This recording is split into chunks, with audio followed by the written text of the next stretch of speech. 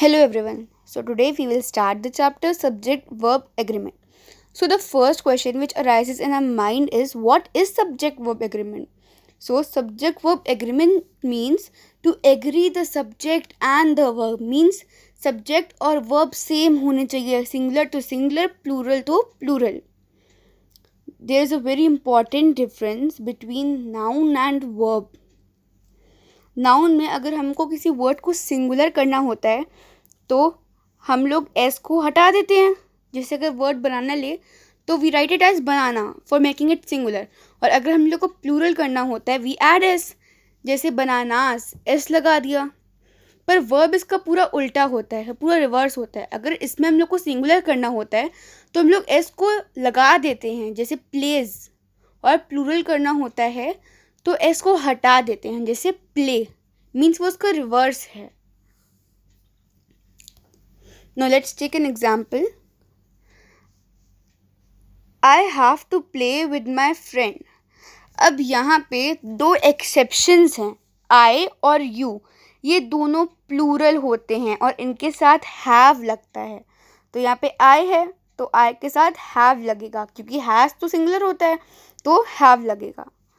I have to यहाँ तक ठीक है. अब हम लोग verb को देखेंगे. verb क्या है? play. अब हम लोग को सब्जेक्ट को वर्ब के साथ एग्री करना है. सब्जेक्ट क्या है? प्लूरल में, तो वर्ब भी प्लूरल में होना चाहिए, है ना. तो हम लोग ने क्या देखा था कि वर्ब को प्लूरल करने के लिए हम लोग एस हटा देते हैं, है ना. तो इस सेंटेंस में हम लोग प्ले कर देंगे एस हटाने के लिए, प्लूरल करने के लिए, है ना. एस हटा देंगे तो I have to play with my friend. तो ये सेंटेंस बिल्कुल सही है. इस सेंटेंस से हम लोग ने यही समझा कि सब्जेक्ट और वर्ब एग्री करना इम्पॉर्टेंट होता है. तो इसमें हम लोग का सब्जेक्ट भी प्लूरल था और वर्ब भी प्लूरल, तो ये एग्री हो गया. Now let's move to rules. Rule number one is the same कि सब्जेक्ट और वर्ब एग्री करना चाहिए. कि रूल में आता है कि ये इम्पॉर्टेंट है. अब रूल नंबर टू सेज कि अगर किसी सेंटेंस में हम लोगों ने एंड यूज़ किया है सेंटेंस वर्ड को अलग करने के लिए, जैसे राशि एंड प्रीति, है ना. तो ये राशि अलग है, प्रीति अलग है, तो दो लोग हुए तो ये प्लूरल हो गया. तो राशि एंड प्रीति आर स्टूडेंट्स, तो ये प्लूरल हो गया, है ना. तो हम लोग आर लगाएंगे. मतलब अगर किसी भी सेंटेंस में एंड लगा है तो वो प्लूरल होगा. कुछ एक्सेप्शंस भी हैं. अब एग्जाम्पल लेते हैं. राम एंड मोहन जॉग या फिर जॉग्स इन द पार्क. अब राम एंड मोहन, राम अलग है, मोहन अलग है. तो अब हम लोग को क्या देखना है? अगर राम एंड मोहन प्लूरल हैं तो अब हम लोग को वर्ब भी प्लूरल करना होगा. और वर्ब को प्लूरल करने के लिए हम लोग क्या करते हैं? एस को हटा देते हैं. तो Ram and Mohan jog in the park. ठीक.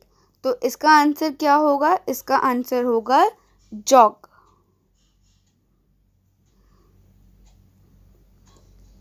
Now rule number 3.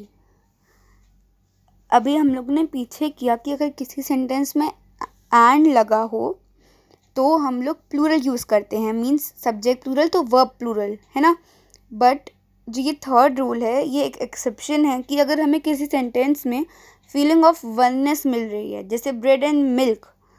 ये आप लोग कंफ्यूज है कि अगर ब्रेड है और मिल्क है तो ये तो अलग अलग चीज़ें हैं.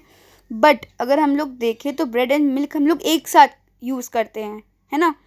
तो ये एक फीलिंग ऑफ वननेस शो कर रहा है. कुछ सेंटेंस में कन्फ्यूजन होगी बट वो हम लोग को समझना पड़ेगा कि फीलिंग ऑफ वननेस कौन कौन से सेंटेंस में हम लोग को मिल रही है. तो हम लोग सिंगुलर यूज़ करेंगे. जैसे अगर हम लोग ये एग्जांपल ले, the activist and patriot is या फिर are on a hunger strike. तो अब द एक्टिविस्ट एंड पैट्रियट ये सिंगुलर ये फीलिंग ऑफ वननेस शो कर रहे हैं. एक्टिविस्ट भी सेम होता है, पैट्रियट भी सेम होता है, ये फीलिंग ऑफ वननेस है. तो इस सेंटेंस में हम लोग इज़ लगाएंगे क्योंकि ये फीलिंग ऑफ वननेस है. चाहे एंड लगा है कोई बात नहीं, पर तब भी अगर फीलिंग ऑफ वननेस है, ये एक्सेप्शन है, तो हम लोग सिंगुलर यूज़ करेंगे. अब ये नोट करने की चीज़ है कि अगर किसी सेंटेंस में दो आर्टिकल यूज़ हो रहे हैं, दो या फिर दो से ज़्यादा, तो वो हमारा प्लूरल हो जाएगा। अगर जैसे अगर एग्जाम्पल ले, the activist and the patriot are on a hunger strike, पीछे हम लोग ने क्या किया था कि the activist and patriot is on a hunger strike, तो द एक्टिविस्ट एंड पैट्रियट हम लोग ने क्या किया था कि फीलिंग ऑफ वननेस शो कर रही है। बट अब इस सेंटेंस में क्या है, the activist and the patriot are on a hunger strike. अब ये क्वेश्चन हम लोग को बता रहा है कि द एक्टिविस्ट बंदा अलग है एंड द पैट्रियट अलग है, क्योंकि द लग गया, the activist and the patriot. तो इस सेंटेंस में हम लोग आर लगाएंगे, क्योंकि द एक्टिविस्ट अलग है एंड द पैट्रियट अलग है। ये फीलिंग ऑफ वननेस, एकजुट, ये शो नहीं कर रहा है, इसलिए इस सेंटेंस में हम लोग आर लगाएंगे, क्योंकि ये प्लूरल हो गया।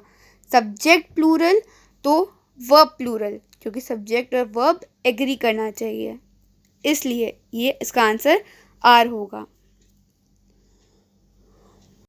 Now let's take some example to clear our doubts. Rashi and Preeti is या फिर आर स्टूडेंट्स। अब इसमें क्या है, राशि अलग है एंड प्रीति अलग है, और हमारा रूल भी आ गया कि एंड अलग करता है दो वर्ड्स को, तो वो प्लूरल हो जाता है। तो राशि एंड प्रीति, इसका आंसर होगा राशि एंड प्रीति आर स्टूडेंट्स, क्योंकि हम लोग ने वही रूल लगाया, एंड वाला, एंड सेंटेंस को प्लूरल कर देता है, इसलिए इसका आंसर आर होगा।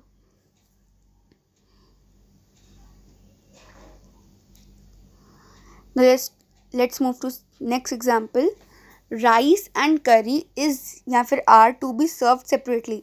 अब आप लोग बोलोगे कि राइस एंड करी ये तो एक साथ यूज़ होती है, तो ये तो फीलिंग ऑफ वननेस शो कर रही है हम लोग को। बट अगर आप क्वेश्चन ध्यान से देखो तो राइस एंड करी इज या फिर are to be served separately. हम लोग को क्वेश्चन ने बता दिया कि वो अलग हैं। देखिए क्वेश्चन में लिखा है सेपरेटली, मतलब राइस और करी को अलग अलग सर्व करना है, तो इसमें क्या हो जाएगा, ये प्लूरल हो गया, तो rice and curry are to be served separately. I am giving you all a question. You can answer this question in the comment box. Use those rules and the subject and verb should agree. Now we'll move ahead with this chapter in my next video. Till then, bye.